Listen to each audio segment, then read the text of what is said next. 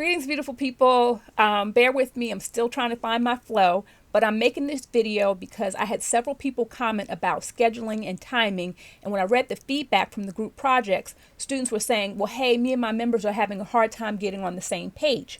So I want to start with this premise. First of all, I assume that everyone who's enrolled in my class is a full human being with lots of commitments and responsibilities. That means you're either a full-time or a part-time student, right? Some of you are in high school and then you're taking college classes, or you're in college and you're taking 4 classes or 3 classes. So you have other faculty and other responsibilities where school is concerned. I get that. Some of you are working in addition to being a student. Others are taking care of family members, or you're married, or you have a spouse, or you booed up, or you have kids. I get it. Right? You have multiple things that you're juggling. But what I'm going to say is that we all have 24 hours in a day. And if you use those 24 hours to your advantage and you're strategic with that time, you can be very productive. All right. So with that said, here's a couple of things that I do and that I think that if you're not already doing, you should consider doing at least one of them. First, I've mentioned the DoDo List before. And the DoDo List is something that I learned about several years ago. But the DoDo List means that you think about what you have that's due, D-U-E, right? So say I have a project that's due on Friday. Then I'm going to say, okay, I'm going to work backwards and say, well, what do I have to do, D-O, to meet that due date, D-U-E? All right. So then you're going to have to come up with a small list of things you have to do to meet that due date. And you have to be very specific and very clear and very focused. So I make a to-do list quite frequently, or sometimes I keep it in my head if it's a short list. But often I find that writing it down is good for me because then I can cross it off, or I can put a little smiley face and feel good that I checked that off. So, do list. Don't wait to the last minute to the due date and start thinking, oh, wait a minute, I should have done this, this, and this. So like if you had an interview coming up on next Monday, what do you have to do prior to that interview to be prepared for that interview? All right. So that's number 1. Number 2 is the 2-minute rule. And the 2-minute rule is just saying if you have something to do and it's going to take you 2 minutes or less, just go ahead and do it. Don't put it off. Don't procrastinate. Just go ahead and get it done. If it's something that you maybe are dreading doing and you don't really want to do it, but it's only going to take you 2 minutes, trust me, doing it is going to give you momentum. So just go ahead and actually do it. If it's something that's minimal, doesn't take that much time or energy, just go ahead and get it out the way. So if a group member sends you a message, go ahead and respond to the group member, right? Just go ahead and let them know that, hey, you're still in the class and you've been really busy, but you plan to get something done. All right. Something else is be here now. Be here now means that when you're in the moment, when you're doing something, you're focused on that task and you're present. So like right now, while I am talking to you, making this video, I'm focused on making this video. I'm not making this video and at the same time over here writing my to-do list and, multitasking, doing a gazillion things. No, I'm focused on the task that is in front of me so that I give all of my energy to this thing that I want to get accomplished. All right. Something else that I do is I'm big on prioritizing. All right. So I think of my big goal, what I really want for myself and for my family, and I let that be my motivation. All right. So if there's something that needs to be done that's going to push me closer to my goal, then I'm going to prioritize that on my list as opposed to something that is not going to push me closer to my goal. So if you are enrolled in this class because you need to fulfill a general education requirement, guess what? This class is going to help you get closer to your goal. So you need to prioritize it. And what does prioritizing it look like? Well, for starters, dedicate a certain amount of time each week to this class. If we were face to face, we'd meet twice a week for an hour and 20 minutes, hour and 30 minutes each time.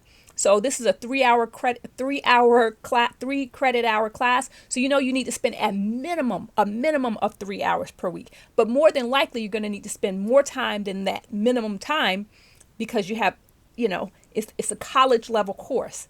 All right. So here's what that looks like. If you said, hey, I'm only going to dedicate 6 hours to this class, Okay, that's all I've got. No, even better, say I'm only going to dedicate 5 hours. I've only got 5 hours for you, Miss Sims. That's it. That's all I got. 5 hours. Okay. Well, then I give you an agenda on Monday, sometimes Tuesday. I know I'm working on it. Bear with me. But I give you an agenda, right? And even if you don't want to wait for the agenda, in the syllabus, there's an actual course calendar that's laid out for the entire semester. You can use the agenda and the course calendar to plan how you're going to spend your time with that 5 hours. Say for 5 hours, you're going to give yourself 1 hour per day on this course. And that 1 hour could be in increments of 30 minutes. So on Monday, you're going to give yourself 30 minutes in the morning and 30 minutes in the evening.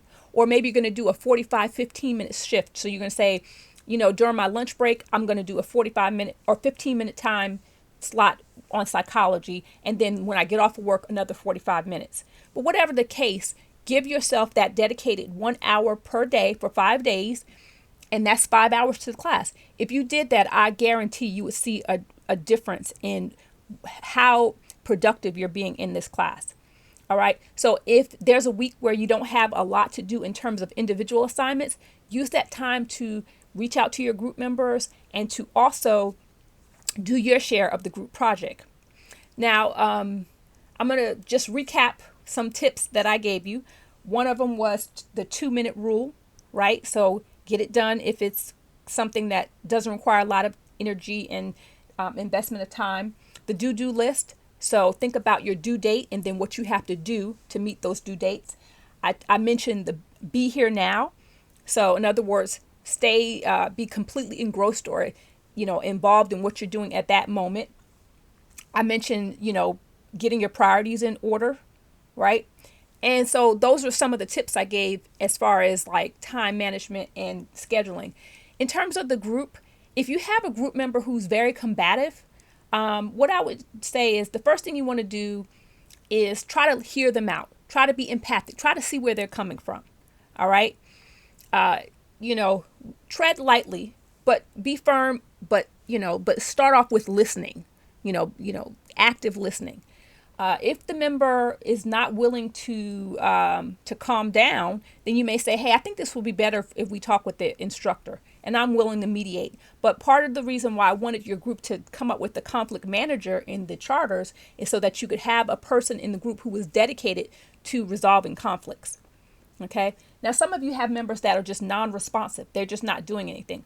Quite frankly, this is a problem that happens in face-to-face classes and also in classes that are online or remote. It happens the same no matter the modality. And what I'll say is that some people just haven't prioritized this class or this project.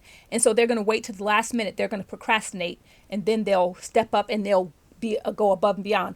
Others are going to wait to the last minute and they're still not going to do anything. And then others are probably failing the class or going to fail the class, or they're going to withdraw, or they've already dropped and it just in their mind and they just haven't followed through yet. So you could have a lot of different reasons why your group member is not participating. What I'll say is this: if you've made at least 2 earnest attempts to reach out to them and they have not responded, then I would move on and not worry about them. Wait for them to come back and contact you. You move on with the people that are ready and who are, getting the work done. At the end, you'll have a chance to evaluate yourself and your members, and those members who didn't participate won't get any credit. And if they participated but they did less than the minimum, well, less than what you did or the other members did, then their score is also going to be lowered. So don't get stressed about members who aren't participating. And this is the equivalent of a 15-minute presentation. So if you have 3 members who are active and who are involved, then really that's like 5 minutes talking each. That goes by really fast if you've researched your topic and you're excited about your topic and you're sharing what you've learned. Okay, so I don't want this video to go on too far. I know I've already rambled for like almost 10 minutes, so I'm going to stop it there. But please, if you have questions, feel free to post questions in the questions thread. You can reply to this video with a question or a comment. And I'm going to try to come up with some more tips and try to make it even more structured for you. When we're face to face, I have activities that I do, team building activities that I do with the class. But because we're online, I'm still learning how to engage the students who maybe didn't want to be online, but they're online. Because I can tell you that my online classes that the students chose to be online, they tend to do better with the online group projects than the ones who are basically being forced to be online because of COVID. So bear with your students, bear with your group members, have a little patience, but you know, remember that project is real and is worth a considerable amount of points. So it's worth it to do a good job. All right, that's all, folks. See you later.